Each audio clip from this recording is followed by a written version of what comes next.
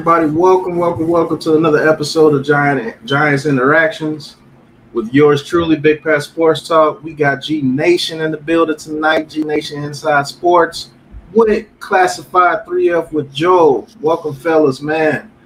Tonight we're going to be talking about the new GM, Mr. Joe Shane. Finally got to be able to pronounce his damn name right. Welcome to the New York Giants, my guy. 42 years old, Bill's former assistant GM, and he's already making moves, man. I'm not going to harp on the GM being hired. We all know that Shane was the guy from the beginning. I was saying that from the very beginning. I think he had the heads up over everybody because he's the most connected with the Giants. And I just want to talk about the guy that he may bring with him, Mr. Brian Daboll. Now, a lot of guys, they're saying they like Brian Flores over Brian Daboll. Flores is a leader of men, and he's a good head coach. He turned it around over there in Miami the last 2 years. Very surprising move by the Miami Dolphins. I think they're going to have hard times for doing that, firing Mr. Brian Flores. He is a great head coach, but as of right now, in my opinion, I just don't think there's a defensive head coach is what we need right now. Is he a good head coach? I think he's a good head coach to go on to be a great head coach, but I think his position as a head coach would be best fit with the Chicago Bears and that defense over there. Because if he gets those guys playing like the monsters of the Midway again, their offense already has Justin Fields at quarterback. We all know that he loves Deshaun Watson, but Justin Fields is not a bad consolation prize over there in Chicago. And I think he changes that organization around. Definitely with Aaron Rodgers only having about 2 to 3 more years left, I think his best fit is the Chicago Bears. I truly believe Brian Daboll is the best fit for us here at the New York Giants. That's why we do Giants Interactions. It's not just my opinion. I want to get the opinion of my cast here. I'm going to start off with Lou and just tell me exactly what you feel about the coach's search, who you like. I know I like Daboll, but tell me who you like and what the Giants should do going forward with the head coach move. We're going to go to you, then we're going to go to Joe. To be honest, I haven't done too much homework on Daboll because I'm a diehard Giants fan. Now, don't get me wrong. I like Buffalo. They're another New York team. I like the fact that they turned it around and have a winning season and are in the playoffs. So, and could possibly make a run to the Super Bowl, which is good for them. I also like the fact that he's an offensive-minded coach because obviously, as we all know, that's where we have struggled tremendously. Okay, with Jason Garrett's ass offense that we had over here, Frank Kitchen's play calling that we had over here, and the 2 quarterbacks in Glennon and Fromm that we saw. I'm excited for the possibility of him being brought aboard because of his offense. But I do believe that they are interested in Flores. You guys made a good point about maybe Flores and Graham and Patrick Graham. And Patrick Graham didn't part on good terms. So who knows? But if Daboll is the guy and he can turn his offense around, we would just have to make sure that we get the right defensive coordinator so that this defense doesn't regress. Because we have a few good pieces on defense, and with a second year under their belt together, of course, they probably won't be under the same system, but it'll still be the same core group of guys on defense. So if we get the right defensive coordinator in here and Daboll is the guy, then I would expect to see improvement fast. Because if the defense is still intact and all we have to do is build the offense and he's an offensive-minded guy, then, 1 + 1 is 2 in every language, right? So hopefully it should bear fruit. Right. I go ahead, Pat. I'm sorry. I know I was just going to say I could definitely agree with that, but I was going to say, hey, let's kick it to Joe. Right, think, Joe. Well, listen. Okay, before we start talking about schemes and offenses and everything, let's remember we got a new GM. We got to clean that front office out because that's all old Giants guys. How Mara said that he's got carte blanche. Okay. Does that mean Kevin Abrams is gone? Does that mean Jesse Armstead is gone? Well, a rumor came out this morning that Chris Mara might step away. Right. Mm-hmm. Well, Ben Burris, football data and innovation research analysis, is he going to be there? Who is Joe Schoen going to bring in to replace these guys? Because Buffalo has come out and said we want to keep our front office intact. So it's not like Shane is going to be able to just bring a few guys over from the Buffalo organization and just insert them in so that he's got guys that he can trust. Well, I'm sure he's going to interview some guys. Well, I'm pretty sure the whole staff is not. We can probably keep a Russ Callaway in a different position. He can probably keep some of the staff members that we have and put them in different positions that have come from college recently, so they can help with the draft process and all that. Well, I'm talking about the upper office people, though, Lou. Oh, okay. I'm talking about the guys that he works with that handle the money. Yes, all that. This is something that's going to be very important for this team, for him to come in here and be able to do the job that he knows look, he knows if he doesn't win, he's gone. Well, this is one thing that I do like about the Joe Schoen hiring is his father was the founder of U-Haul. Right. He has a master's in business. Yes. So he's an educated businessman with a good track record of making businesses succeed. Right. So if he's going to use that approach, maybe he brings in some no-nonsense guys that know what the hell they're doing in that front office. How many of these guys in the front office are Gettleman guys? That's something we don't know. Right. So, I mean, 3/4 of the staff could be gone. So you're looking at Kevin Abrams gone. Oh, I'm so sorry, folks. Jesse Armstead, who's a special assistant to the general manager. You got to figure he's going to bring in his own guy for that. Ben Burris, football data and innovation research. Courtney Kennedy, football data analysis. Taisir Siam, I hope I said that right, director of football data and innovation. So there's a lot of, Charles Tisch is football operations assistant. Ed Triggs is director of football operations. So these are guys, if we're going to change the GM and go outside the organization, all these moves are going to happen because he wants his guys in there. But the thing is, he's only 42. He's been with the Bills. I think he was with Miami for 1 year, Shane was. And that's how Dable got his job. He was the OC at Miami, and then he came up to Buffalo because nobody had ever heard of him. He brought him up to Buffalo with him. That's how he got that job. So this is internal office, these data analysis, and all these guys are going to have, there's going to be a huge turnover here. That's where we were talking earlier. We want a guy that's going to come in here and shake up the scouting department, shake up the front office, get some of these old heads out of here. You guys want new thinking? This is what a blow up is. Yeah. A blow up is you go through the whole friggin' organization, and this is going to be 2 to 3 months worth of work. I mean, the guy has just got hired and he's already interviewing head coaches. But here's the problem. If the Bills win, they cannot be interviewed until after the AFC Championship game.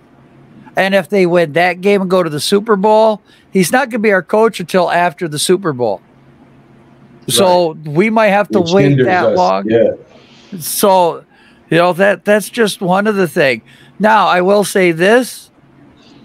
It looks like he's going to leave the staff alone for right now until the head coach comes in. And let him bring his guys in. Right. Okay. Then he's going to say, okay, who do you want to keep? Who do you want to talk to? Who do you think would be valuable on this staff from the old regime?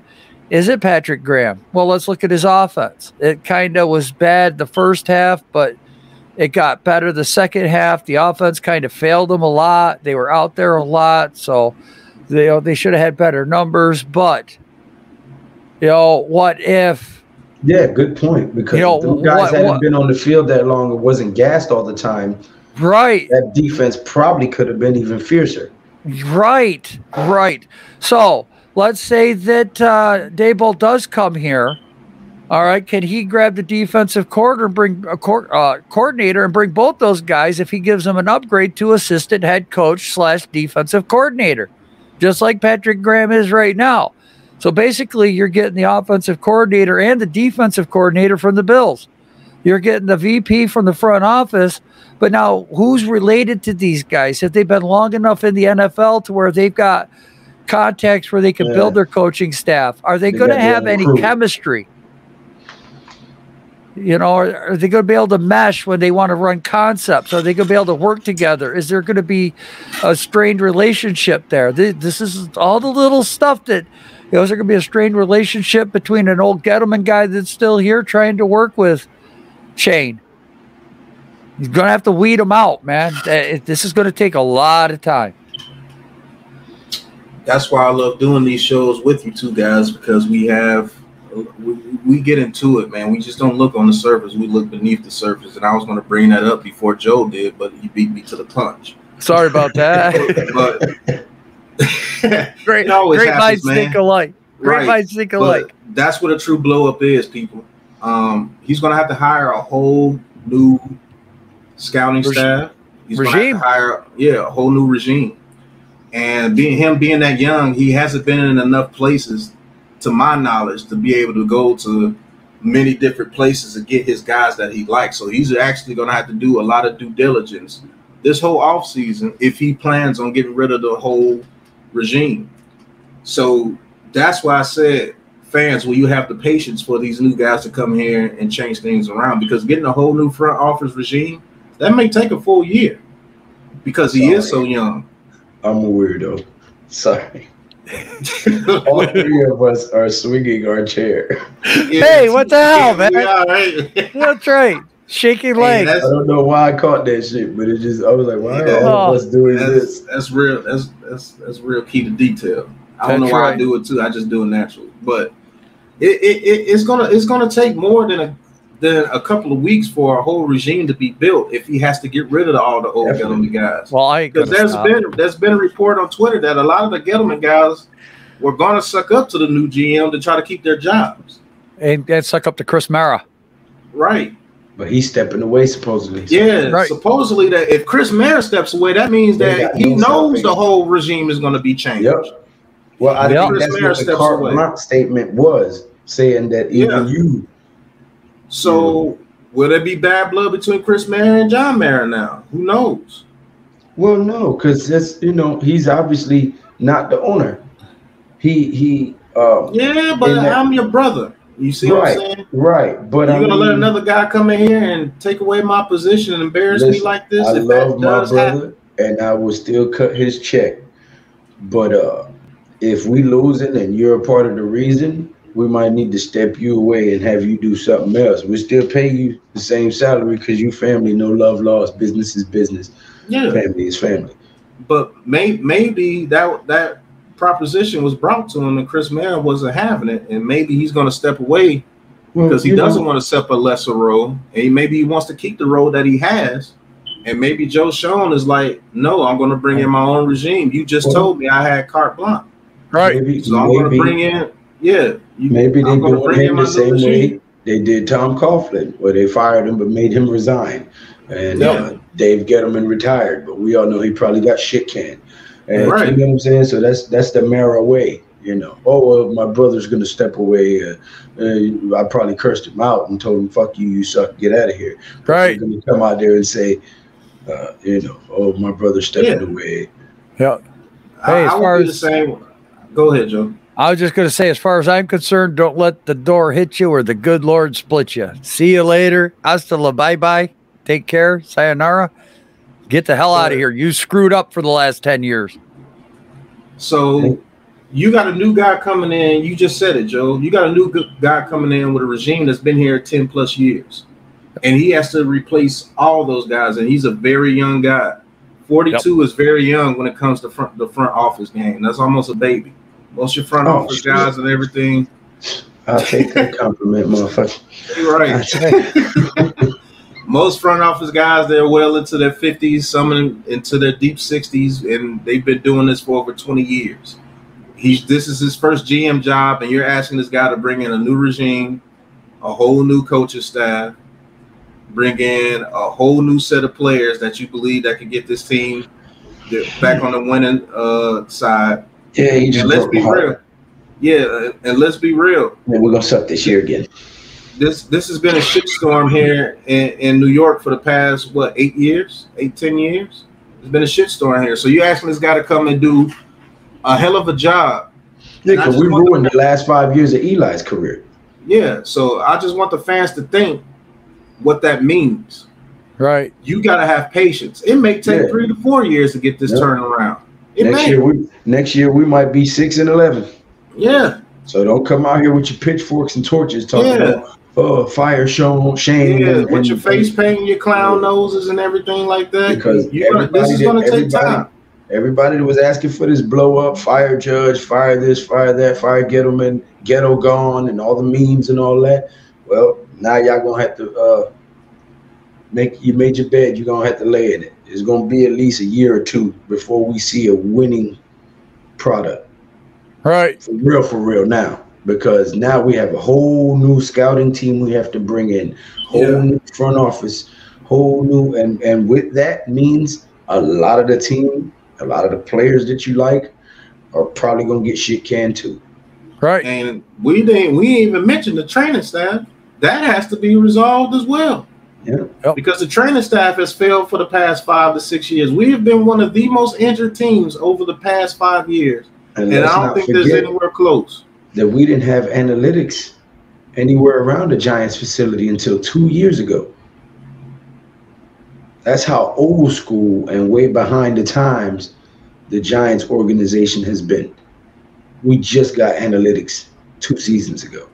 Right. Now, are we sitting here trying to be negative or anything? No, we're just telling you the absolute fact of things that have to happen. Now, can it be turned around in 1 year? Yeah, it can. Yes. Anything can happen. Anything. The right person in here that sparks that, right? Yeah. Right. Correct. And that's it. And everything can actually come together. And shit, we take off next year. Who knows? Yeah. But I know the great thing that he has. Don't be out here screaming off with his head by week 6 because it's a whole overhaul, not just the team. It's the whole organization, from head of scouting to director of player personnel to everything. From y'all wanted it blown up, and I'm not taking shots at anybody. I'm just talking about on everybody's channel, on everybody's chat. People were saying blow it up on Instagram, Facebook, Twitter. People been saying blow it up. Analysts, ESPN, all them guys been saying blow it up. So if here it is. If you're feeling like your butt hurt because of what I just said, then oh fucking well, because I wasn't taking a shot at nobody, because I'm saying that everybody wanted it blown up. Well, now that it's blown up, don't complain in week 5 if we looking shitty on the field. Because it could very well happen, because we may be starting with a whole new roster of players. You never know. And people will say, well, the Bengals did it in 1 year. No, they didn't. They had better draft. Our draft has sucked for the last 8-10 years. Who the hell do we have on the team from 8 years ago that we drafted? I mean, Evan Ingram is going to be the last guy outside of Shepard. Riggs. Those guys were the seniority. Barkley was here the year after. No, Barkley came a couple years after. It's his 5th year next year. No, I'm saying, but Shepard's been here. Yeah, Shepard was here a couple of years, but I mean Ingram. Oh yeah, Shepard. Right those are only draft picks from 10 years ago that are still here in the past years. So when you say that the Bengals do it, well, the Bengals had 5 good years of drafting, 4 good years of drafting. Look at the guys they got on that team. And then they had a head coach that, he gave a game ball to the owner, the Bengals did. He says, if I was anybody, I would have fired my ass. I went back-to-back with 3-win seasons. He says he gets a game ball because he gave me 1 more year, and here we are in the playoffs. He said, if I was the owner, I would have fired my ass because I didn't produce. The guy said, no, I believe in you. He knew how bad the situation was. Sometimes that's all it takes. Right. He knew how bad it was. But they had the players. They had Mixon. He got Burrow. You know, everyone killed him for getting Jamar Chase. Oh, they needed to take Sewell. Who's going to block for him? Didn't seem to have a problem. Between Joe Burrow and Jamar Chase, man, this might be one of the best receiver quarterback combos in the league right now. Right. It was just their first year together. They lit it up in LSU, so it wasn't their first year. You know, they practiced right back up. Right. Never dropped a beat. You had some film, Pat?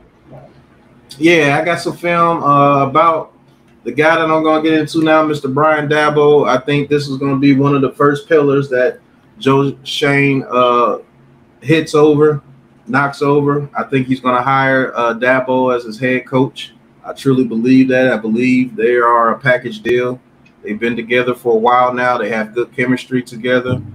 And I just want to show that Brian Dabo can add a lot to this offense as we have the people now.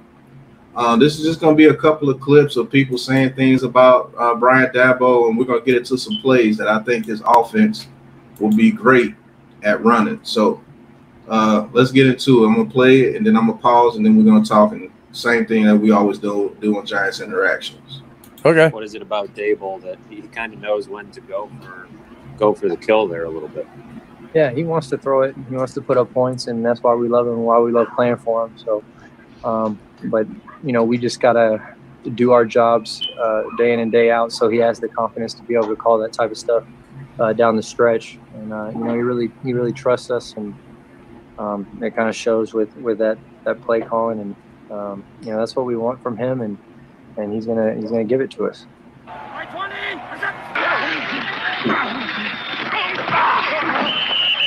What's up there, Bills Mafia? Big Jim here, and we're back after another big W.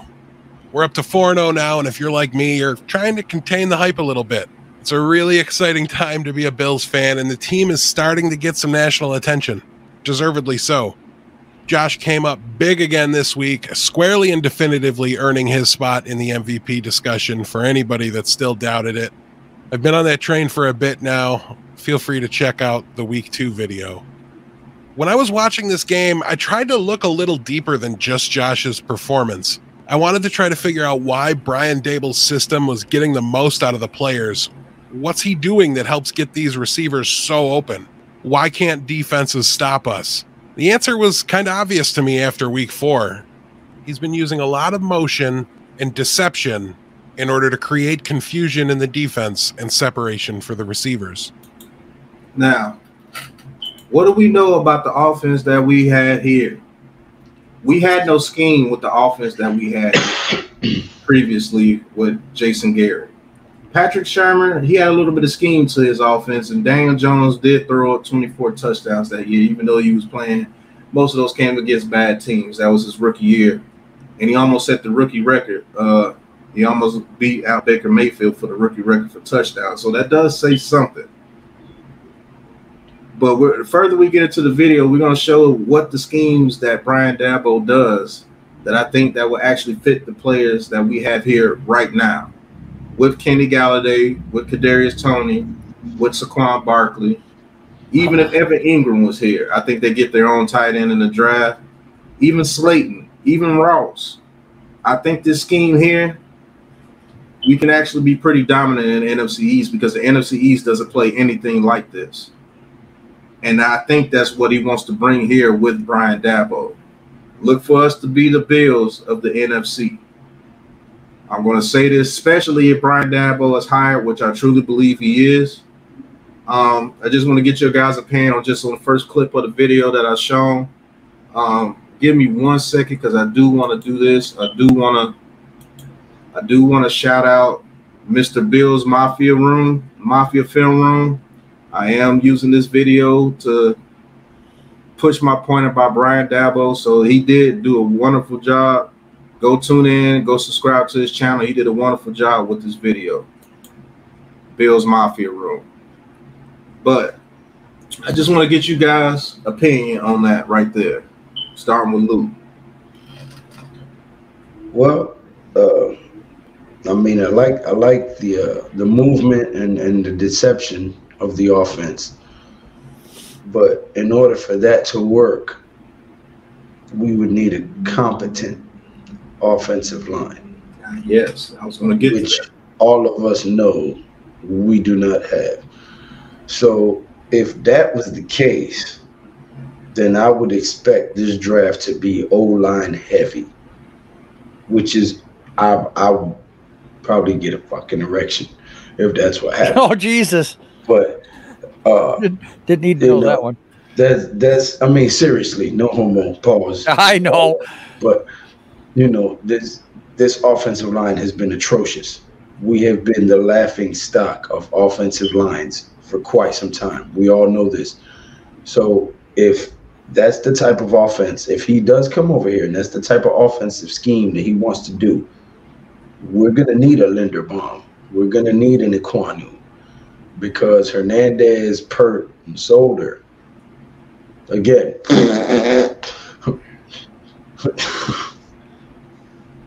what you think about it, Joe, so far? And then we're going to get into some more clips. I'll tell you what, Cole Beasley in the beginning of this, when he said the coach trusts us, when your players are coming out and saying that word, he trusts us to go out there and make the play. We step up because he puts us in the best position to make a play. If we're not going to make the play, he's not going to put us out there, is basically what he was saying. Now, I will say this. If this guy comes in here and makes them same players that I've been cursing about all freaking season start looking like all pros, I'm going to lose my shit. Right. Right. I was sitting here saying Joe Judge changed the culture. And yes. And if this guy comes and makes these same guys look like superstars, I'm going to have to make a whole video of how I was wrong. Right. Well, you know, right, wrong, or indifferent. My opinion at that time was based on the knowledge that I had. Right now, I've got a lot more knowledge. I'm talking about. I know, but I'm just Joe Judge videos I made. Yeah, I'm gonna have to come out with you. I made one saying that I thought he was cut from the same cloth as Bill Parcells and Coughlin. I literally made a video called that. So you know that's where I'm coming from. If this guy comes and makes these same guys that I've been calling bums look like freaking all pros, I'm gonna have to go and rebuttal my own damn video. So crow. Yeah, but the rebuttal to that is, guys, he had Dave Gettleman as his GM in that front office as it is now, and Jason Garrett as his offensive coordinator. You see what I'm saying? What if he did have a Brian Daboll as his offensive coordinator? You might have seen a different Joe Judge. Joe Judge was not dealt a very good hand. Now, am I saying he's a great coach? No. That's why I wanted to. That's why I said if we got a better situation as far as a better head coach, and this new GM came in and said, I don't want to work with Joe Judge, I said, let him go. But if Joe Judge had a competent offensive coordinator in there or offensive coordinator that wanted to work with him, I still to this day don't believe Jason Garrett wanted to work with him. No, he wanted a coaching job. He didn't want to be an offensive coordinator again. Do I think Joe Judge would succeed if he goes to another situation where the GM is competent and he has a good offensive coordinator and he able to bring a Patrick Graham with him over there? I think he would have some decent success. I think he would too. Yeah, I think he would too. So, I mean, this is a total different situation. I can't base what Brian Daboll does off what Joe Judge does because it's two totally different situations. It's not like Daboll came in and Dave Gettleman and everybody was still doing the same thing and he made it better. No, it's going to be a whole new regime. It's a whole new flavor. So he's coming into a way better situation than what Joe Judge came into. Right. And that's just the honest truth.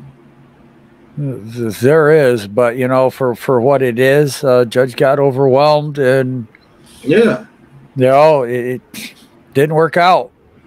And it was too bad. And you had to get rid of him. If your new GM comes in and say he doesn't want to work with him, I'm sorry, Joe. I like you, but you got to go. I think Judge would have gotten a third year if Gettleman had gotten let go with Shermer. Yeah. I do. I'm still going to believe that. I'm going to stand that ground. I think it would have been different with a new GM under Shermer. I don't think Tisch would have pushed so hard. But let's remember, I was the one screaming. I wanted to hear from Tisch. Yeah. I want to know what he wants to say. I want to hear from his lips, and we heard it, and that's what the decision he made. Yep. So let's get back into the clip, and then we're gonna pause and talk again. So let's go. The first play I want to look at today is possibly my favorite play that the Bills offense has run all season. It's late in the first quarter, 3rd and 13. It's an obvious passing down. Normally, I would despise running a drag route in this situation. It is a common strategy to throw it short of the sticks where the defense will almost let you make the completion and trust your receiver to get the yards you need. But a drag route, he's got to run 10 yards. That's a lot to ask. Not for Brian Daboll. McKenzie's going to be the receiver here, and he does indeed catch the pass with about 10 yards left to go. So why is this drag route more than meets the eye? Because it's really a screenplay in disguise. The difference here is the linemen don't release, and it's the other wide receivers that create the wall or the escort that McKenzie has to run behind. It's a gorgeous play design. Because the linemen are holding their blocks, no one's ready for it. No one drops back to clog up the throwing lane. The defensive backs are almost blocking themselves here. They're trying not to let Davis, Diggs, or Brown get behind them. Singletary's even able to release down the field and block the defender who's locked in man coverage with McKenzie, while everyone else on the defense is basically blitzing. Why couldn't we see that shit with Tony? Defense working for him on this play, and they've. So that's what I want to get into before Joe screams it out. I'm sorry. So excited ass. Oh. That's what I was getting ready to say. What if that man? What if that man brings plays like this? If this is Kadarius Toney, that's a tight end. That to the house. That's Slayton, and that's Kenny Galladay with Saquon Barkley back there, and they run this play, and everybody thinks it's a normal pass play, but really it's being set up as a screen where the receivers and the running back, he releases. He lets his guy come past him. He releases. So you got all these people coming up here. Yeah, I'm going to go get the quarterback. When Kadarius Toney beats his guy on a drag route, especially if you're running the deep zone, he beats his guy on a drag route, and now you got 4 guys in front of Kadarius Toney to block. You see what I'm saying? This is why I think Brian Daboll comes over with Shane.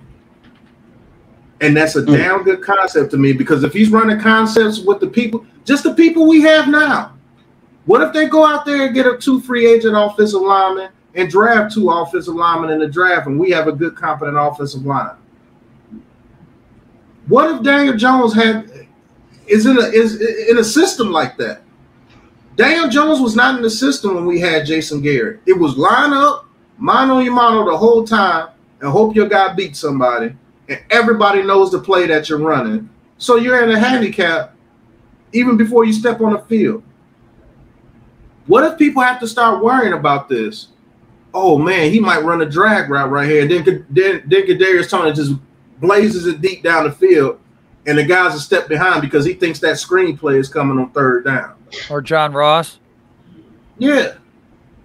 What if our receivers are motivated to play and they go out there and make blocks because they know they could get the ball at any time? That's a system right there. So I just want to get your guys' thoughts on that clip right there. Lou, I know how Joe feels, but we're going to go to Joel as well. What do you think about that right there, Lou, G Nation? I think if he'd have did that shit with Tony, that'd be touchdown. We'd be looking at the first Kadarius Toney touchdown dance. Joe, I'm sorry, Lou. If he can implement that type of shit, because all the line has to do is let them guys come past him, which is what they're great at any damn way, right? For that play. Right. I mean, shit. Hey, you know how many different schemes you can run out of this formation right here? Mm-hmm. You never know if it's going to be a drag, a crosser, a slant from that inside guy up there that's right at the hash at the 50. It could be an out. Yeah, it could be a straight 9 route right there from the guy on the top. If that's Ross right there, he could probably run by that friggin' guy. You can run so many different schemes and concepts. They're going to be looking for the drag route in the front, but you're running to go. You know, that leaves that guy one-on-one coverage with Galladay on the outside. Or even the sluggo route. Right. I mean, I'm going to do Lou said earlier he was going to get an erection. I got one just watching this shit, man. I'm telling you what. No, not to be a homo, but Jesus Christ, that's exciting to think about. We get a line, a competent line, in a running game where those linebackers have to come up. That route's going to be open all day if Barkley's putting up 120 yards a game, or we're averaging 130 yards in a game running the football.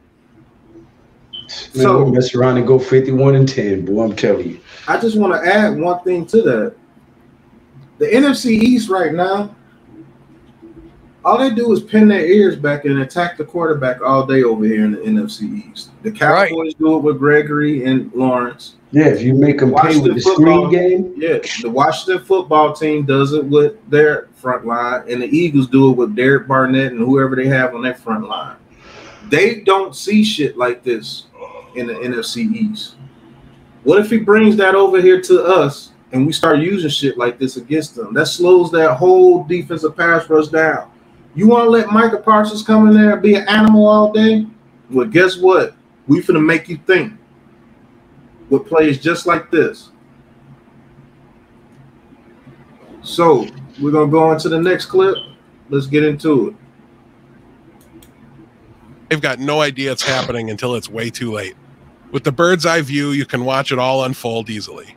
McKenzie catches the pass, runs around his blocker, and he gets escorted to the sticks by the wall of receivers. Again, beautiful design and execution by all 11 players on the field.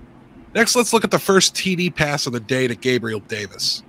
Dayball uses motion with Dawson Knox to reveal man coverage pre-snap. This puts Knox on the end of the line of scrimmage. On the snap, he scrapes across the line to block on the backside. Davis releases with his hands out like he's trying to help block. Between that and the play-action fake, the defender responsible for Davis bites hard on the run. This allows the rookie to release downfield with nobody within 5 yards in any direction. To me, the best part of this play is that Diggs is wide open, and he's also the primary read on the play. You can see that. Yeah, I was going to say. Too.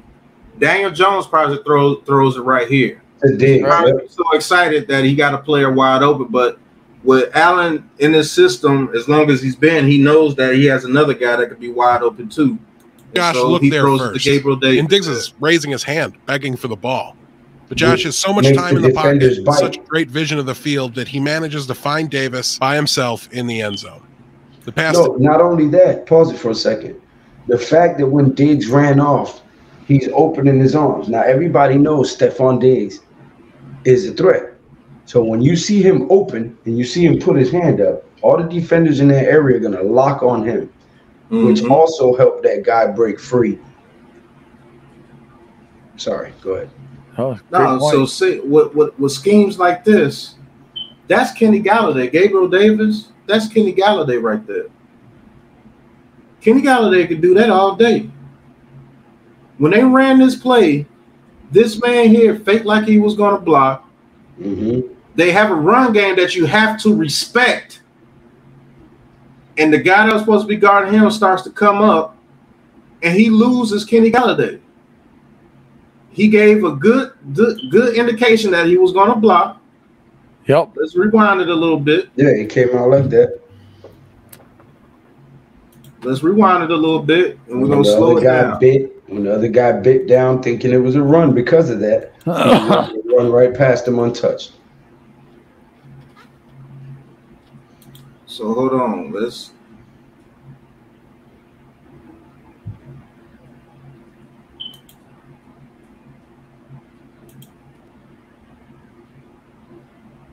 So with this play here,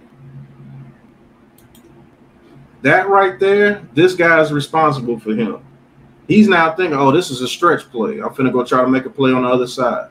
Right. Great indication, great sell. That's what we have to bring players in here to do. If you can do a great sell, anything can happen. Yes. Great sell right there. Even touches the guy. This guy's not paying attention because he thinks the ball is going to him.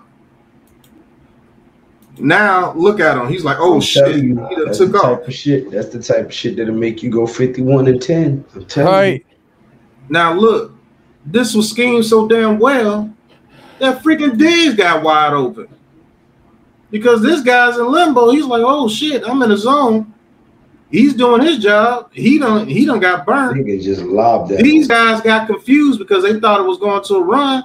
Guess what? He could have threw it to him too and got a big game. Look at him wide open. None of these guys are paying attention to him. He could have threw it to Barkley right here if he wanted to. Well, damn, what's the boy over there? Singletary if he wanted to. Look how many people are wide open. Bang, bang, bang. He got all day. No, and look at the guy. If he does throw that to Diggs, the defender's trying to tell that guy he's got his back to him. He ain't going to know Diggs caught that ball. Now, pause. Right. Hold on for a second. There's another detail here. Right? These two offensive linemen on the left, right here, double teaming that, yes. And then the guy in the middle, I'm assuming that's the center right there. Yeah, double teaming him. Huh? Or double teaming him. That's a double team because there's two people right there. That's two, right? That's what I'm saying. So there's two bills on him and two bills on him, and then the other guys are man to man. Right. That's why I said you need a competent line. Oh yes. But look at the play scheme here. He got three people wide open. And look, the offensive line is competent, so you know what? This is shit. It's always going to wind up to be a touchdown or a big play. Yeah. Every time. You can't. Every time. Look how wide open the running back was. Look how wide open the running back was. Look how wide open he is. Look how wide open he is. Look how wide open Stephon Diggs was. That's why I say I think Dabo and Shane are a package deal. If he could come in here and do that and scheme, that's a scheme. That's what we don't have here. Right. Joel, I just want to get a few words on there before we go to the next part of the clip. I think we basically said it all, man. I mean, a picture's worth 1,000 words. Look at this picture right here, what this guy did. It confused the hell out of everybody in the defense. Even the four guys rushing didn't know if it was a run or not. They didn't know whether to attack downhill at an angle or to go after the quarterback. They were just as confused. It made the blocking so much easier for the offensive lineman. Why you got all that time? Yeah, you say a picture is worth 1,000 words. These guys are tripping over each other. Right. He doesn't know what the hell is going on. Because these two guys are supposed to be watching Diggs. And guess what? Diggs is wide open over here. Right. Right. He's running behind because he got tricked by Gabriel Davis. And this running back over here was Scott. He could have threw it to this running back and it would have been a touchdown. He probably could have thrown it to Diggs and it would have been a touchdown. And he threw it to Gabriel Davis and got a touchdown. All three of these receivers are butt naked. Nobody's near them. That's a scheme. That's why I want this guy to be head coach, to be honest with you. That's why I want this guy to be head coach. No shot at Brian Flores. He's a good coach, a very good coach. But I think Brian Dabo brings an offensive system here that I think that we can work with the players that we have right now. You put an offensive line in front of them. And let's not forget that Cole Beasley said at the beginning, we trust him. Right. That's a big thing for a head coach when your players just come out and say, we trust him. Who says that about their coaches? Right. So let's get back into the clip. As a matter of fact, hold on, I gotta speed it up because we went back quite a bit. Let's just speed it up a little bit. Yeah, there's that play. Full receivers open on the same play.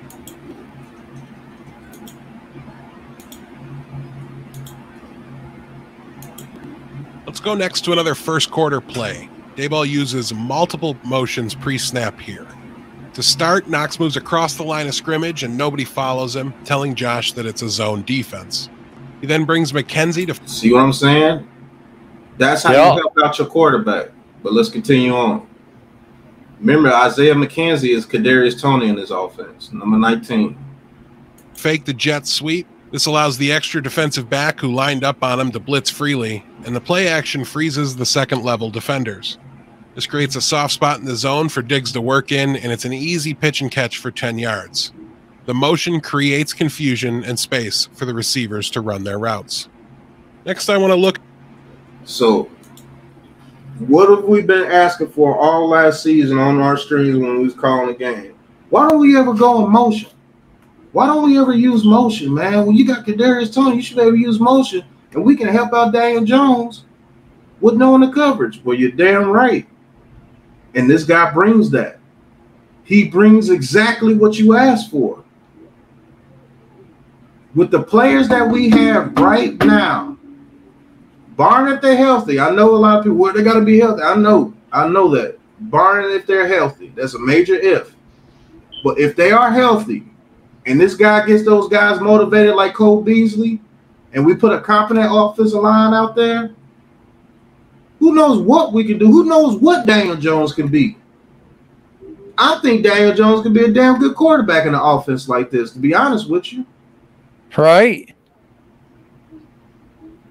Lou, what do you think about this? We ain't heard from you a little bit in the video. What do you think about this? What you mean you ain't heard from me? I was just talking. Okay. Man, I mean, I've said all I need to say. I think if he comes over here, it would be great. My only concern is we would have to draft some offensive linemen in order for this to work. Unless he can miraculously make a team fit with shitty linemen, if he can do that, hell, then I mean, but I can't comment on that. I'm still excited to see what he can do. So, well, let's. I tell you what, Pat. For this next one, can we look at the Bills and the Jaguars game? Because they lost that one 9-6. mm-hmm. For our next interactions, let's look at the offense for that Jaguars game, because that was really the start of a 3-game skid for the Bills. Yeah. So now we're seeing this is week 4, guys. We're going to show some really positive stuff. But let's look at what happens when it doesn't work. I guess if we're going to evaluate this, I think that's the fair way to do it, is do a good game and a bad game.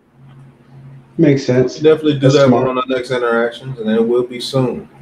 Right. But I think this guy brings to the offense what you guys want. Oh no, I agree. It's just my concern is and has been this whole entire season and going into this upcoming season, our offensive line and Jason Garrett. If you remember, before the season started, I said my biggest concern with this team is Jason Garrett. My second biggest concern with this team is the offensive line. We solved one of them problems. We got rid of Garrett. Now we need to solve step 2 of that equation. Other than that, I'm excited to see what he can do. I mean, just looking at these plays and the way that he thinks and designs these plays to free these guys up and create space and show his quarterback what kind of look he's getting. I mean, that's genius right there. Right. So that's an innovative offense that we have not seen in the New York Giants uniform or sideline or field for a while. So I would welcome that. And again, I have no pessimism towards his scheme or his skill or his qualifications. I would welcome it. I would be excited for it. I will cheer for it, support it. I just need to see some offensive linemen that'll work for damn. Other than that, that's why we have the 10 draft picks. We got 10 draft picks, so you damn well better get some offensive linemen in here for sure. Thanks. Look at a key 3rd down conversion, this time in the second quarter. Singletary starts split out wide. Look at this setup here from the beginning anyway. We've never seen this in New York. We've never seen this in New York. Just the formation alone is exciting. But let's see what they do. Moves back into the backfield. Then Davis spreads the defense out by moving to the outside. Both Davis and Singletary are going to run vertical routes and clear out their defenders. Diggs and Smoke are going to run crossing drag patterns over the middle. This is going to create traffic for the defenders. Whichever of the two gets open gets the ball, and Diggs draws the double coverage to his side of the field. Brown makes the catch and finds the yardage he needs to keep the chains moving. It's a simple and well-designed play that allows Josh to take what the defense gives him. So with that play there, offensive line is very key.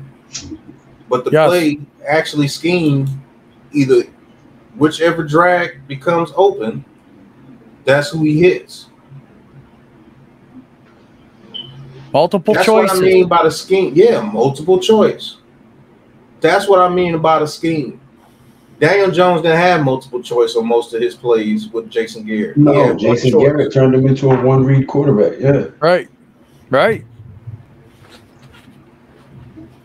So that's why I would be excited if Dabo actually came over here as a head coach. And he brought this scheme with him. Well, I would be excited even without seeing these plays and breaking them down just because of what we watched him do in Buffalo. We all know Buffalo has been losing for ages. Man, listen, so the hype train. I'm excited just off of that, but looking at this footage and breaking it down a little more, it just gives me more excitement. Well, here's the thing, too. The hype train is going to go even more if the Bills go to Kansas City and beat Mahomes and company. Mm-hmm. If he can put something together to beat Mahomes, I'm not saying Kansas City's got the #1 defense, but they've got some players back, and the defense is definitely playing a little bit better. But if he can make these guys, you know, go up there and put up 35, 40 points, you got a good chance of beating Mahomes. We will see. I mean, if he does that, I think the hype train for him would be through the roof. Because look what he did to New England. Nobody's beat New England that bad in a playoff game in forever. Well, they usually don't lose playoff games. They lose Super Bowls. Well, that too. Well, let's continue on. How about in the fourth quarter? We've been uncharacteristically aggressive in the fourth thus far, and the use of motion and deception plays a big role there as well. Here it's 1st and 10 on the Raiders side of the field. Croft reveals the man coverage scheme with his motion and stays in to block.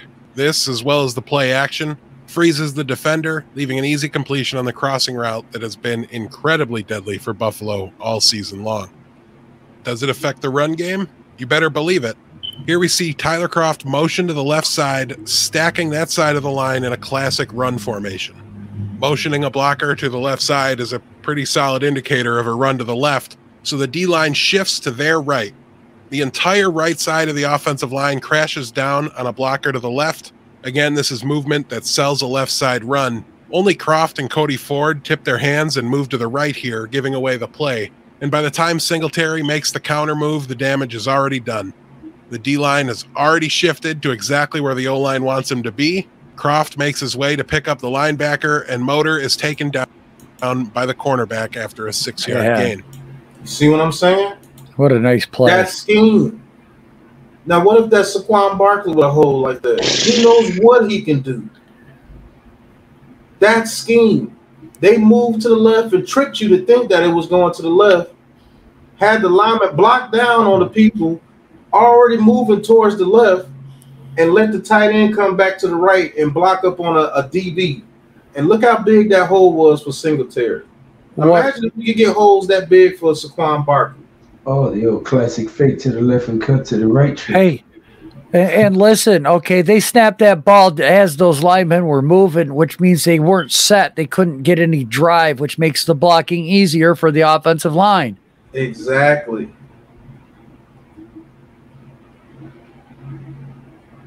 I'm ready to see some shit like this in New York. Facts. That's why I believe they're a package deal. I think shit's going to change if that man comes over here as head coach. I want to see an offensive change with the New York Giants. I always know that the defense for the New York Giants will come up and play. Give it a year or two. They'll get back to playing some good defense.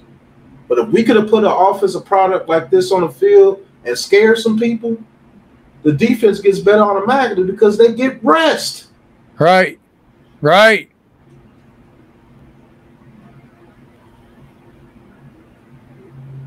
This is why I do Giants interactions. We interact. I don't want to just hear news about we get a new GM. No, I want to interact. I want to know what this new GM is about. I want to know what a future head coach can be about. Right. Watching this film here made me believe that Dabo could be a coach. Why are you telling people why you do it? Don't tell them that. I don't care. I wish a motherfucker would. I'm that guy. God, Lou, you don't need that headache. You don't need that headache, my guy. I'd miss you. You're not allowed to do anything. All right, let's get back to this play. Right. That's why I do this. Because I want to see exactly what can happen if somebody came here. And if you put Daniel Jones in an offense like this, I think that kid can shine. We know he can throw the ball. You know he's got a great. You put I'm sorry, Joe, but you put an offensive line in front of him with a scheme like this. Misdirections plays, having 2 or 3 options at wide receiver to throw to. Guys are schemed where you got 3 wide receivers open. Well, shit, I'm going to take my pick. A running game that works. And let's not Shane brought these guys in. Shane recruited these guys. Shane followed the draft, picked them out. Late round picks. Now, reports say, because he wasn't the GM over there, right? Right. But reports say he was the first person to make contact with the draft picks. Right. Mm-hmm. Right. He was the one on the ground, boots on the ground. Right. He knows what he's looking for. Is looking for specific traits and skills and intangibles, right? Yes. So if he's the guy with the wealth of draft knowledge and what to look for and has determination already made on what he wants, what he's looking for, what we need, what pieces fit where. Right. With a guy like that, scouting and drafting, you get the right coach in here. Lou, to go off what you just said right there. Look, do not be upset if our first 2 picks are not offensive linemen. This is his first draft, okay?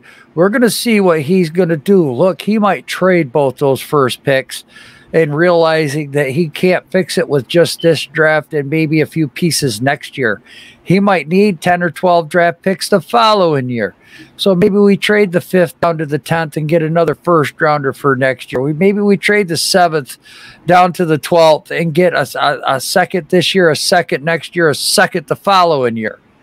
All right, he's probably, if this guy might want capital, so don't go ballistic on draft night if we don't get Ekwonu, we don't get Linderbaum. No, I'm a logical person. Right, If he does something like that, then it's obvious that he's a forward thinker and he's thinking ahead. I'm not going to be mad if he trades back because he realizes what you just said, that it might not be feasible in one draft. But if he makes a boneheaded trade and you can't see the logic in it, that's when I'll be like, what the Right. But let's continue on. We're almost near the end of the video. We're going to wrap it up. Yeah, we turned the 8-minute video into an hour. Right. Daboll really does deserve an incredible amount of credit for our offensive explosion. He and McBean have really redefined the process for how to mentor and develop a quarterback prospect. And nothing creates a desirable head coaching candidate like developing a superstar QB. At this rate, it's basically a certainty that this is our last season with Daboll calling the offense, and that hire is going to be well-deserved. Each year he's crafted a game plan and called plays that puts his guys in the best chance to succeed. He's been patient and effective with managing the offense and let's be honest, putting training wheels on it last season. A team like the Houston Texans would be fools not to try to lure Daboll away from us. Let's hope they continue to make the most of this opportunity, and if we really hit the jackpot, we'll get to keep him, but honestly, I'm not holding my breath. Barring any postponement, it's time to trash the Titans in Week 5. They've had some serious problems on defense this season, so I like our odds to extend the streak and make Week 6 a battle for the top of the AFC. Don't get me wrong, Tennessee's not going to go down easily, but I think they struggle to keep up with Josh on the scoreboard. Tannehill would have to have a career day amidst all the distractions and hoops they've had to jump through to quell a COVID outbreak in the locker room. It's possible, but I'm betting on our Bills. Let's get a win and get home healthy.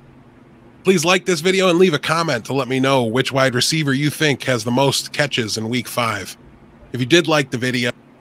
All right, that's the end of the video. Man, shout out to that guy. That was a great breakdown. That was phenomenal. That was fly.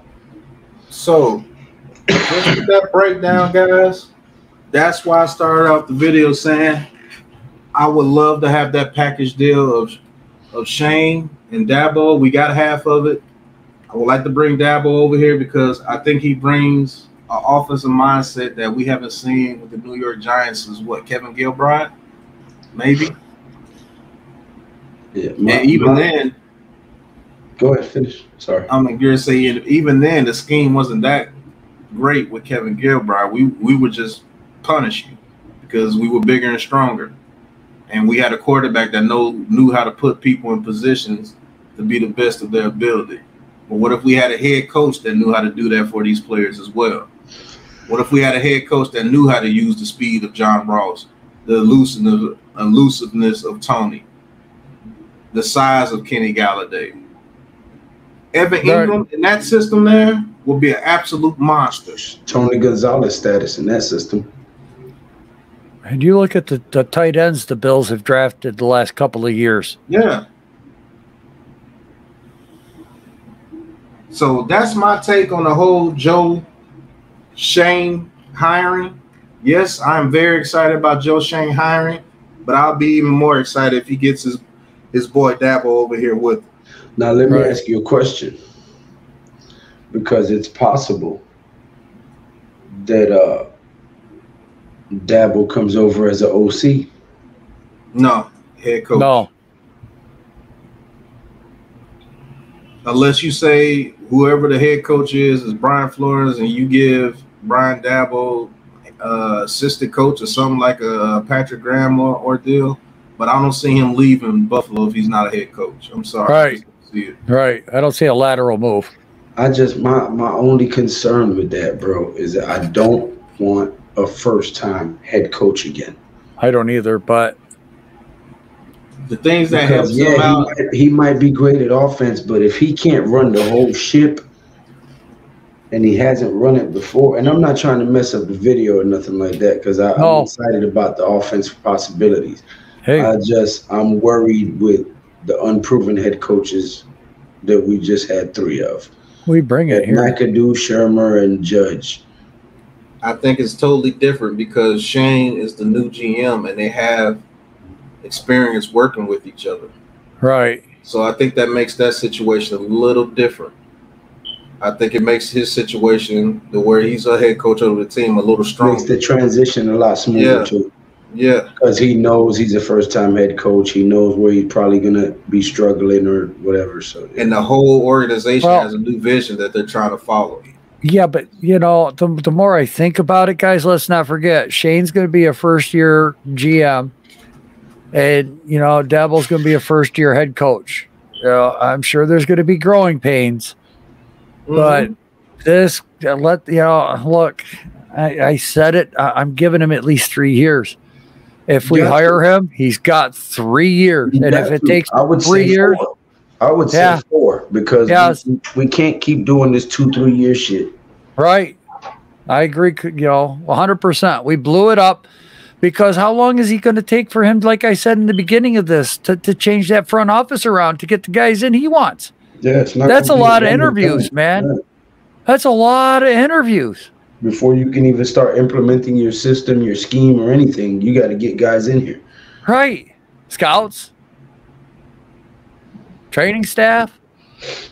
Got to look at the medical. I mean, the whole kit and caboodle. There's no shortcuts. So that's my final take on that, guys. I'm excited, man. Especially if we get that guy. I'm excited because we might be able to see what Daniel Jones really could be in the system like that. And they get offensive linemen. I think this offense will be okay. And I think Daniel Jones is here next year too, Pat, because everybody said he didn't get a fair shake, and they like what he has and what he brings to the table. And that's Daniel Jones. I mean, he has ability. He has a skill set that can be used to win in the NFL. Under But this, he was set up for failure. yes. Well, Sorry. I'm not saying he's freaking Eli Manning or Tom Brady or Aaron Rodgers, but I mean, you know, you can win games with the guy. He has the skill set that you need. If you just put an offensive line around him and a good offense, a good scheme. Yep. I think he can really shine, Yeah. especially in year 2 in a scheme like this. I think he could really shine. Let's not forget that neither. This is his 3rd system in 4 seasons now. Right. So I'm excited to see exactly what they do. I'm not going to be mad if they hire Flores or anybody else. I'm liking Dabo a lot, but I won't be mad if they hire Flores because he's a good head coach as well. Right. So it could go one way, it could go another way. But either way, it's going to be the Giants' way, and it's going to be a new way, and that's what we needed. Right. So, any last words from G Nation? Any last words from Joe before we get up out of here?